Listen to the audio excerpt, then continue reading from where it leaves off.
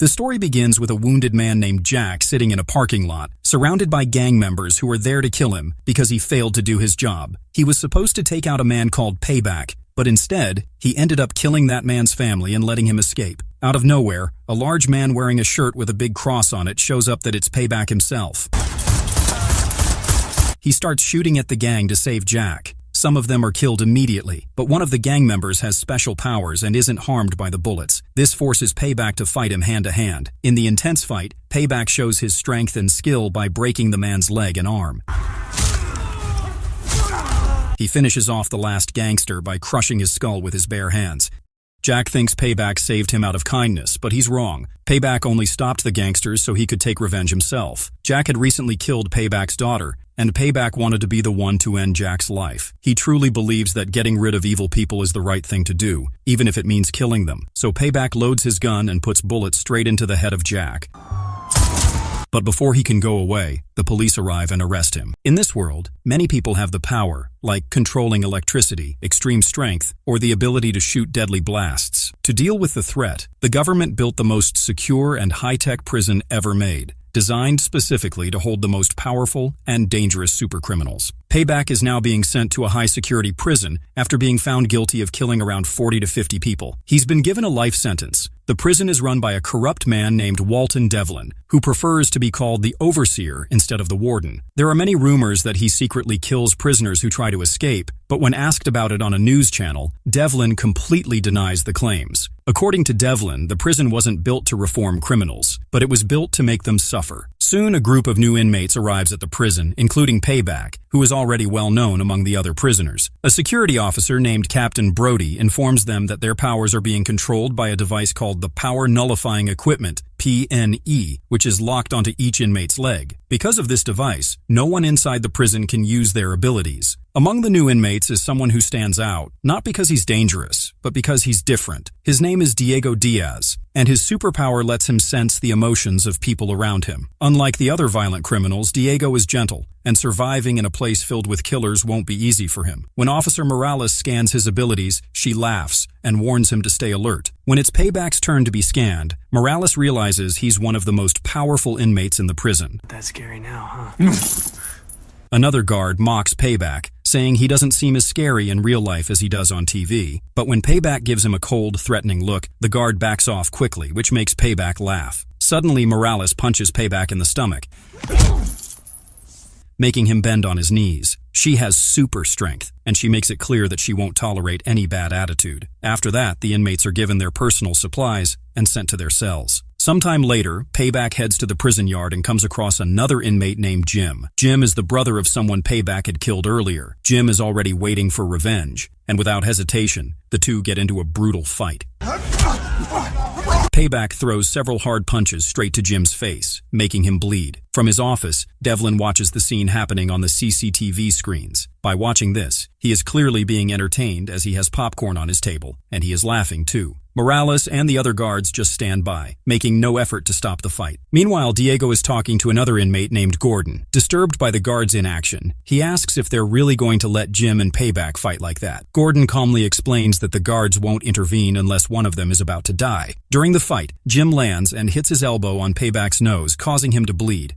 And without them, Payback then draws a cross on his face using his own blood, a powerful symbol, just like the one on his shirt in the opening scene, showing that he's a man of faith. With a burst of strength, Payback turns the fight in his favor and gains the upper hand. Just as he's about to finish Jim off, the guards finally step in and shock both inmates with electric batons. Morales orders Payback to stand down, but he refuses, so she beats him into submission. After the fight, Gordon starts acting friendly with Diego, as if they've known each other for a while. He gives Diego a quick tour of the prison and explains some basic rules. The first rule is simple: never make a mess, especially in shared spaces. The second rule is to avoid getting involved in other prisoners' problems. If Diego gets caught doing something illegal, his sentence will be made longer. Lastly, he must never owe anyone anything, not to the guards and not to other inmates. Gordon seems like a decent inmate who's hoping to earn parole through good behavior. He gives this advice to Diego too because he wants him to stay safe and out of trouble. Curious, Diego asks Gordon if the infamous inmate known as the Lobe is really being held here. The Lobe is said to have mind control powers. He once forced a mother to kill her entire family, even her own baby. When Diego brings him up, Gordon lowers his voice and points to a cell behind them. He says that's where the Lobe is kept. Then, he warns Diego never to mess with him. The Lobe is the most dangerous criminal in the entire prison. If the power-nullifying equipment wasn't locked to his leg, he could be deadly. Just then, a huge mutant inmate walks by. He looks like a bodybuilder with a monster's size. His name is Darius, and he is the Lobe's right-hand man. Even Gordon becomes quiet and careful when Darius is near. At that same time, the Lobe is being taken into a dark room for a parole hearing. His face is covered with a metal cage to stop him from using his expressions to control his mind. The Lobe. The room is pitch black, and the parole board sits hidden in the shadows. This is his fourth attempt at parole, but once again the answer is no. His request is denied, and he's told he must go through another psychological evaluation. The board says his anger problems make him a threat to the outside world. Frustrated and angry, the Lobe curses and mocks the people behind the darkness, realizing he might never get out again. After some time, Devlin shows up and starts talking to the Lobe about his upcoming retirement. He says that working in this prison never made him rich. That's why he makes a secret offer to the Lobe. Now you're going to give me your fortune, every single cent. He asks the Lobe to transfer his hidden fortune into Devlin's account. It is said that the Lobe has billions of fortune which he robbed using mind-controlling powers. In return of the money, Devlin promises to help him escape from the prison, but the Lobe rejects the offer. Devlin mocks the Lobe and calls him just another powerless prisoner now. He says that without his abilities, the Lobe is nothing and should accept the deal. The Lobe doesn't give a clear answer, but from the look on his face, it seems like he has no real choice but to go along with it. Meanwhile, at the prison clinic, Dr. Isabel is treating Payback and two other inmates. Payback has only minor injuries, but one of the other prisoners has a much worse injury as his head is completely cut off. Surprisingly, it's regenerating on its own due to its powers. Officer Morales walks in for her routine check. Soon after, Diego arrives too. He's doing a cleaning shift in the clinic that day. While Diego is quietly picking up trash, Morales threatens to hurt him for no reason. Don't even think about it. Dr. Isabel watches this and clearly doesn't like it. Once Morales leaves, she apologizes to Diego. She tells him not everyone in the prison is cruel. There are still some people who care. Then she begins telling Diego about a few of the patients she's treating in the clinic. Just minutes later, Officer Morales returns to the clinic and tells Dr. Isabel that the Lobe is ready for his psychological assessment. Dr. Isabel leaves to attend to the Lobe, leaving Diego behind. As she focuses on the Lobe, Payback regains his senses and sneaks up behind her without her noticing. He silently grabs her by the throat and lifts her into the air,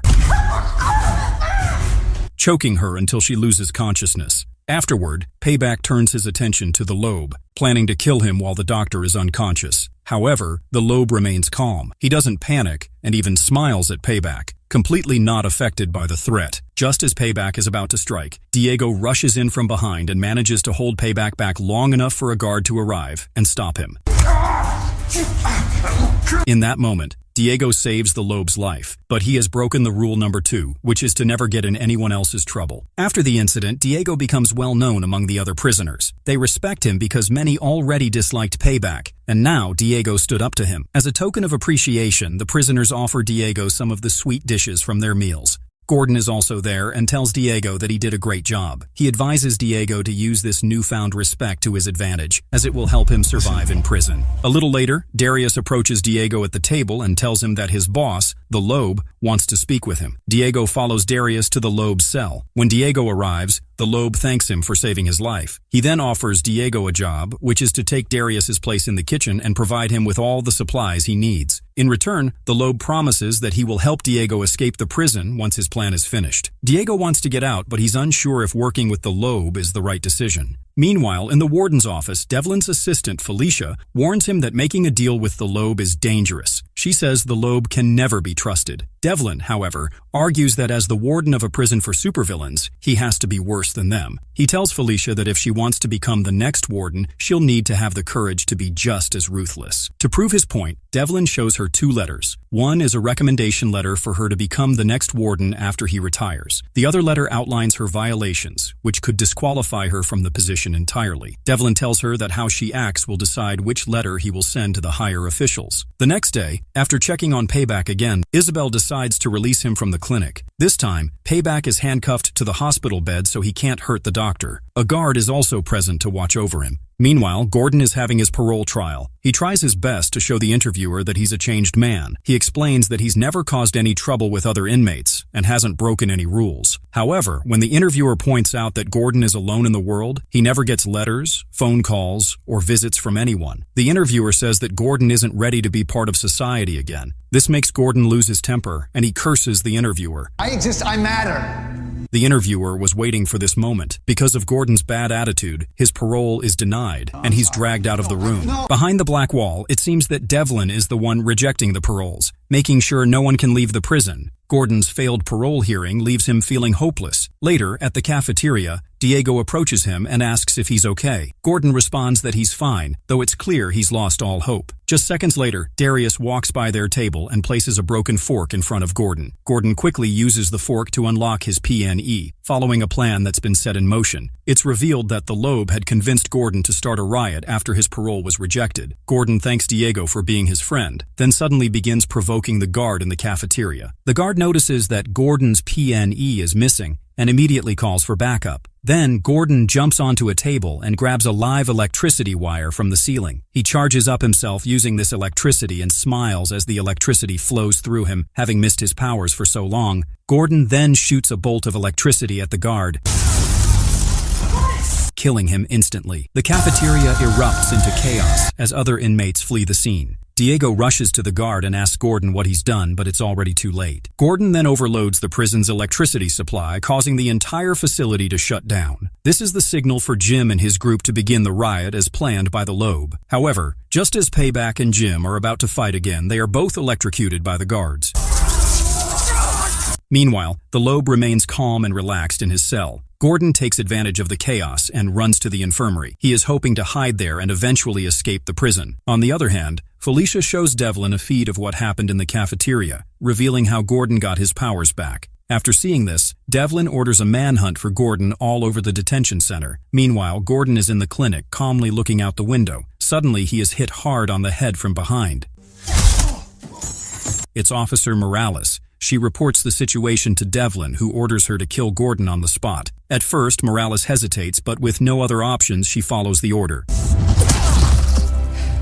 Gordon, having lost all hope, lets her kill him easily. Officer Morales punches Gordon mercilessly, her strong blows crushing his skull. Her expression shows that she doesn't want to do this, but she has no choice. The incident is covered up in the news, with Devlin fabricating a story that Gordon tried to escape and fell to his death. One news anchor seems to support Devlin's version, but another one is suspicious, knowing that Devlin always creates false stories whenever someone dies in prison. Back at the prison, Diego is on a call with his wife when Officer Morales cuts it off and informs him that Devlin wants to speak with him in the solitary section next to the Lobe's cell. There, Devlin shows Diego the extreme solitary confinement cell to scare him. The atmosphere inside is like a thunderstorm, and it can kill a person in just 1 second. Devlin then questions Diego about what the Lobe asked him to do. Diego admits that the Lobe only asked him to take a shift in the kitchen and mentioned a name, carpal tunnel. After hearing this, Devlin lets Diego go, but warns him to report everything the Lobe tells him. If not, there could be dangerous consequences. Later, Devlin talks to the Lobe about the recent incident. The Lobe denies any involvement. Devlin gets angry and reminds the Lobe about their deal, saying if he doesn't fulfill it before Devlin's retirement, he'll be thrown into the extreme solitary confinement cell. The Lobe knows he can't escape the prison on his own, so he promises to get the money on Devlin's retirement day. However, he asks for the prison's Wi-Fi password in return. Devlin laughs at the request and leaves.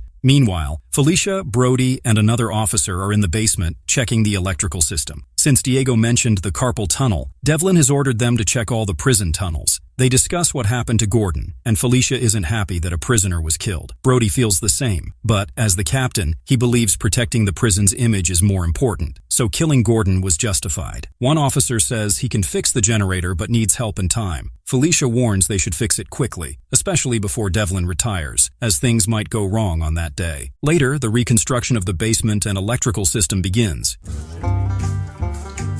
When it's finished, Felicia reports to Devlin and asks about her promotion. Devlin says the board is still deciding but reassures her that she has a good chance of becoming the next warden. As Devlin's retirement approaches, everyone in the prison is nervous, thinking something big might happen in the prison. Diego talks to the Lobe, asking what's really going on. He wants to escape the prison but hasn't seen any signs yet. The Lobe tells him to relax and assures him that he'll get him out, but he needs to lay low until Friday, Devlin's last day on the job. The next morning, Felicia receives an email about Brody's candidacy for the next warden. Seeing this, she becomes furious and storms into Devlin's office. She confronts him, pointing out that he had promised her the candidacy. Devlin calmly responds that the board made the decision, not him, and assures her that there will be fair competition between her and Brody. Finally, Devlin's retirement day arrives, marking the moment of truth for both Felicia and Brody. As expected, Devlin plays his double game, and Brody is given the position of warden. Felicia is visibly disappointed. To make matters worse, Devlin recommends Felicia as Brody's assistant, calling her a valuable asset to the prison. After this announcement, Devlin goes straight to the Lobe's cell to get the money from him. He hands the Lobe a tablet and asks him to transfer the money.